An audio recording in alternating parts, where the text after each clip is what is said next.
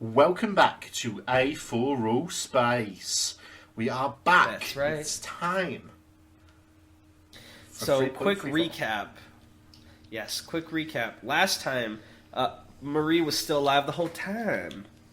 And the citizen gave Noelle some panacea to heal herself up, and she went through some incredible agony to do so. And in the meanwhile, she had a flashback of, like, her past, where her name was censored and, like, her dad was being abusive. And the first time the furniture started talking to her. And a little detail Tan pointed out to me, readers, that you might be interested in, is the first thing that ever talked to her was a lamp. And if you go all the way back to, like, what is it?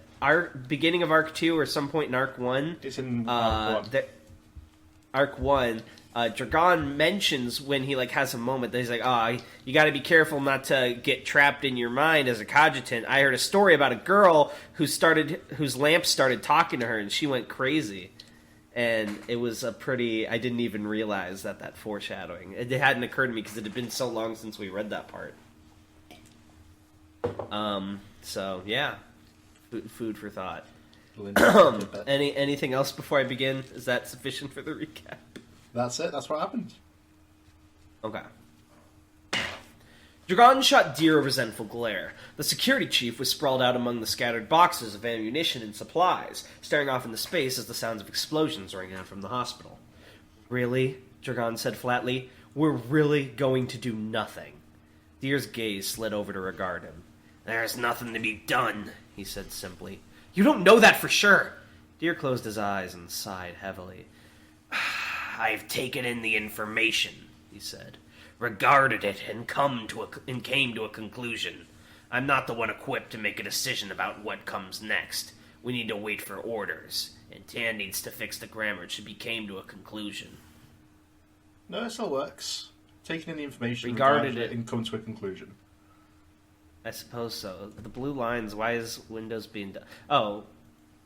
Okay, Windows wants to correct it, not Windows. Google wants to correct it to comes to a conclusion. So that's not For right. some reason. Totally. Fucking, yeah, what is with grammar check being so bad recently? I keep having that with my papers, too. Like, I wrote it right, and it's like, no, do it dumb. Dragon forced himself off the ground, ignoring the pain that rumbled through his body as he did so. Wait for orders, he said. Are you nuts? How long do you intend to wait? Your pal the Flaming Bull isn't here. We need to make the decision. We need to do something. If Deer was at all affected by Dragon's outburst, he didn't show it. He simply adjusted one of his prosthetic windpipes between two fingers, continuing to stare off into the night. I was a fighter once, you know, he said quietly. A professional fighter. The best. I didn't ask. Fucking Radical Dragon. That, at least, caused the slightest irritation to appear on Deer's face. I'm not telling the story for fun, he snapped. There's a meaning to it. Dragon folded his arms. Well, get on with it then. Deer looked up towards the moon, as if it were a window through which he could view days gone by. I beat people with my fists. All sorts of people, all sorts of ways. Professional brawling's very lucrative. It was one of the only ways to go from the pit to Top Town back in the day. I punched my way down from a slum down there to a penthouse suite right in the lap of luxury. Dragon's voice didn't show much interest. Good for you. Deer silenced further interruptions with the jab of a finger. One day, he said, as if the words were now leaving his mouth of their own accord, I'm told to take a dive, to let the other guy beat me to a pulp and accept a shiny cash settlement for it. It's the easiest thing in the world to lose, you know. So easy. Dragon still wasn't seeing the point of this. They were in a fairly critical situation here, and Deer was sat on the ground, waxing nostalgic. Deer chuckled. But I couldn't do it. The punch was coming towards me, and I blocked it so easy. I was fast back then, and I hit back. And then I started hitting because I was angry at being used, and I hit because I wanted to win, and I hit because I wanted to show them what I could do. By the end, though, I was just hitting them to hit something. My fists came away covered with blood and brain. A chill ran down Dragon's spine. You killed the other guy? I did, Deer nodded. And I stepped away thinking, what have I done? What have I done? And I look up at the crowd, and they're cheering, louder than I'd ever heard. They loved it. They loved it. Silence settled over the courtyard. Even the booms from within the building seemed to quiet down. Deer looked up at the moon again, his eyes dull. People of our level aren't equipped to make decisions, Mr. Hadrian. We're base and petty and vulgar. The people who stand at the top, they're there because they understand. They know how things work, how things should proceed. That, he sighed again, and his gaze settled on the ground. It was as if he were a puppet with its strings cut. Dragon couldn't quite conceal his disgust when he spoke. Are you stupid? Deer glanced up at him. What? I asked if you were stupid. You really don't understand anything, do you? Of course people are vulgar. They live in a vulgar, awful world. There's no choice in the matter. But there's nobody in the world equipped to make decisions. Not really. Dragon pointed up towards the skies. People on top got there for being wiser, more advanced, more worthy than everyone else? Of course not. They got there by being vulgar on a big scale rather than a little one. They're just the people who could bring themselves to be the most awful. It's the same everywhere. There's no deeper meaning to any of it. A faint, bitter smile crossed Deer's lips. So it's all pointless to you, then? For a moment, Dragon hesitated. He'd ranted long enough, after all. Then he pressed on. He had some shit he wanted to say. Oh god, Dragon on his Twitter. Fucking soap, whatever it's called. There's no point, he began. There's no point to anything until you force there to be. Nobody in the world knows what they're doing, so you might as well do what you think is best. You have as good a chance of getting it right as anyone else, and I'm not letting some trillionaire voice from the sky tell me what to do. The only one who decides what happens to me is me. This is character development because Dragon in like Arc 1 was literally like, I just want money. I just want a cozy job, and I don't want to have to do anything for money. And now he's like, I'm not going to let some rich person tell me what to do. This is my destiny. With his piece said, Dragon stood panting, hands balled into oats at his side. Fists. Another boom. Oats! Yeah, I was wondering. I was like, what the But, like, I didn't know if you were just going to tell me, no, it works again. I was like, alright. Another boom sounded from the hospital's. Deer raised an eyebrow. That's very egotistical of you, you realize. Dragon nodded. Yeah, he said. Of course it is. That's what makes it make sense. The team stationed outside the sewers didn't last long. The citizens simply stepped out of the shadows, fired blades in every direction, and reduced them to mincemeat in less time than it took to blink. Noel was beginning to understand the citizens' power. The one power he was using as industrial-grade aether churned around him. The man had the ability to make those metal blades grow out of his body.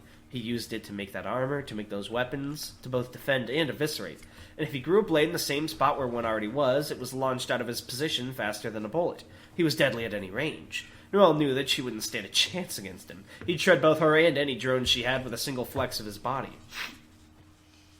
Marie, to her credit, strolled after him without a care in the world, whistling a little tube.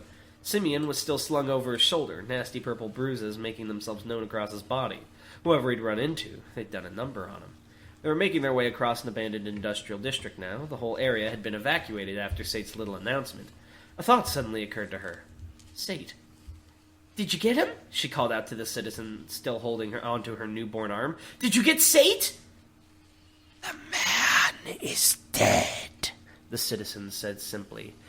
I have the information he offered. Noel raised an eyebrow. Care to share with the class? No, I will make use of this intelligence myself. You will serve as distractions as directed. Hot anger rushed through Noel's body. Distractions? Was that all they were, then? Is Noel even getting paid? I know, like, what's-his-face? Rain Ash was in it for the cause or whatever, but, like, are the rest of them getting paid? Why is she working for him? She has her reasons. I'm sure. A crackly groan escaped from Simeon's throat as he regained consciousness, and nearly immediately Marie dropped him like a sack of potatoes. This, of course, inspired further groaning and quite a few expletives. Nice to see you're back with us, pretty boy, Marie said cheerily. Fuck you, Simeon growled as he picked himself up off the ground, only to pause when he caught sight of the armored figure before him. And who are you supposed to be? The citizen's red eyes regarded Simeon, their emotion inscrutable. I am the citizen. Simeon's eyes widened in surprise. You took your damn time, he muttered. Is it happening, then? Are we taking the fight to the top? Yes, said the citizen. I will continue to do so. As I told Noel, however, you will be serving as my distraction in this regard.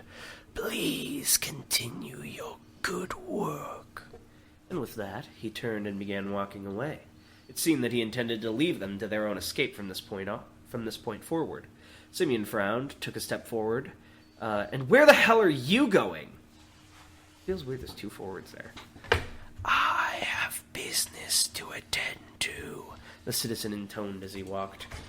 matters I cannot simply entrust to my substitute. The citizen's exit was suddenly interrupted by a bright pink arrow that buried itself in the ground right in front of him. Oh, is this where fucking Simeon gets eviscerated? The man looked the projectile up and down, bathed in its light for a few moments. Then he turned back to Simeon, who was holding a half-formed bow in his hands. "We're not done talking," Simeon panted.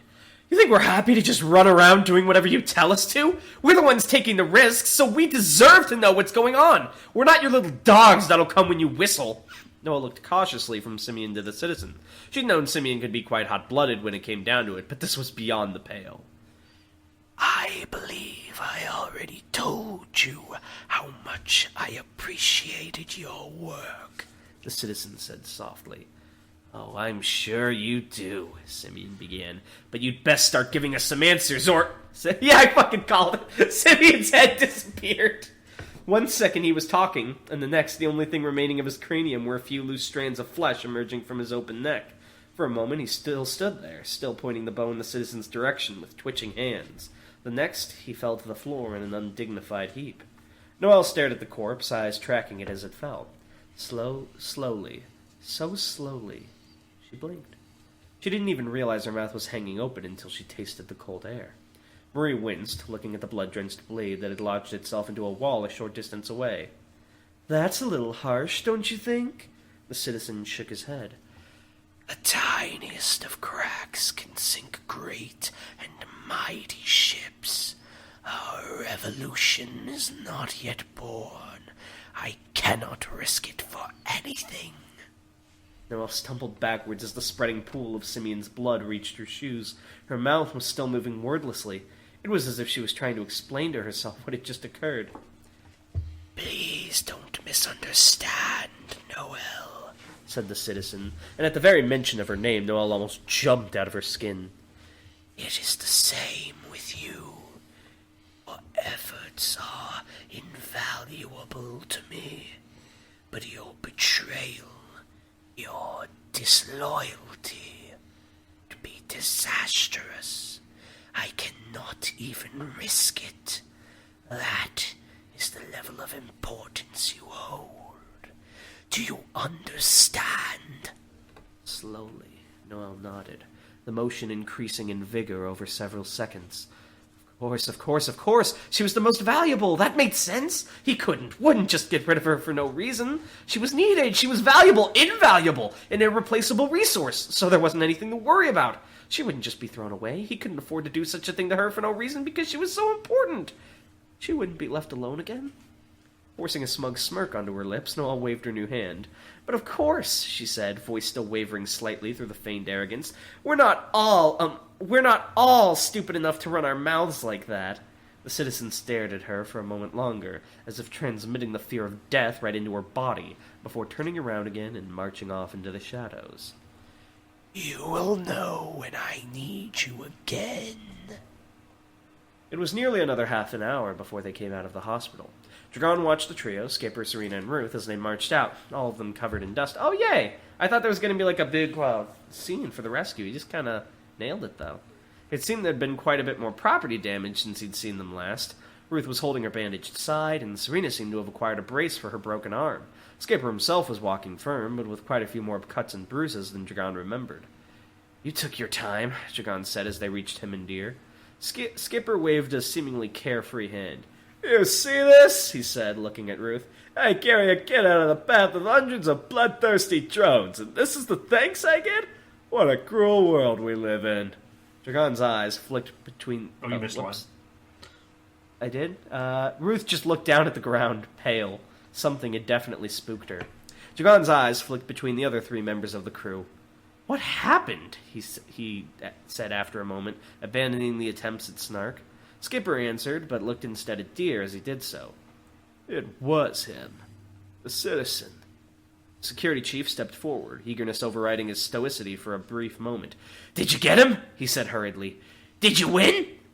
Skipper looked at the shaken Ruth, at the injured Serena, at the garden of corpses and melted stone that was spread out before him. Then he sighed. "No," he said. "We lost. We definitely lost."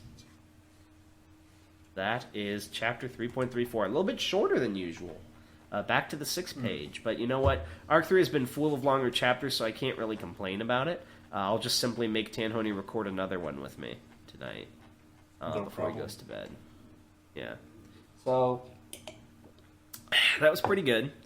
I did honestly expect there to be like a rescue sequence with Skipper, but now that I think about it, it probably would have just been filler, because let's be honest, there was no risk he was gonna have trouble saving them, and it would have, I think, interrupted the pacing, because the action bits had already happened in the last few chapters. These are now, the emotional bits as the characters kind of come together, so it makes sense thinking about it. But it did surprise me, because that's what I thought you were going to go for, was, the big rescue scene of him zooming around and all the thoughts going on in Skipper's head or whatever, after the kids line. But I think taking the time to view a little bit more of Noel and the Citizen and what's going on over there was interesting. It seems that there's a big theme of just do what you want to do. I would say kind of transpires through this work, a sort of existentialism.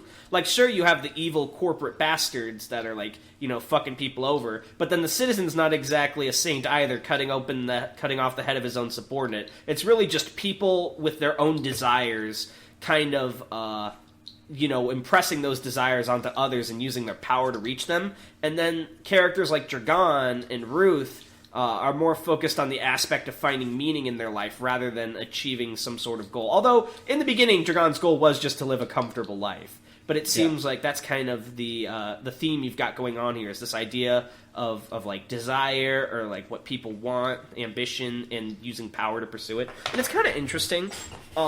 It's not a philosophy I necessarily personally subscribe to in real life, but I think you do a really cool job of portraying it, and it adds sort of a depth of realism to the characters that I think reflects a lot of modern society. And it's just it's a fun read. I like it. Good series. You got any questions for our readers? Yeah. How many arcs and chapters do you think it'll take before Ruth gets that cheeseburger? That'll be the epilogue. That would actually be really clever. Fucking happy end. Wait, did you just confirm Ruth's going to live to the end of the series, spaced? I'll never confirm anything. But you just did. You've angered me, Darnell. Look at the last page. I'm looking. Darnell's arm then went flying off. Ah! My left arm! What the hell? This is my ether power. So this is your authority, absolute truth. What's put in writing will exist. Wait, that's just Heaven's Door. Alright, whatever. Bye! Bye!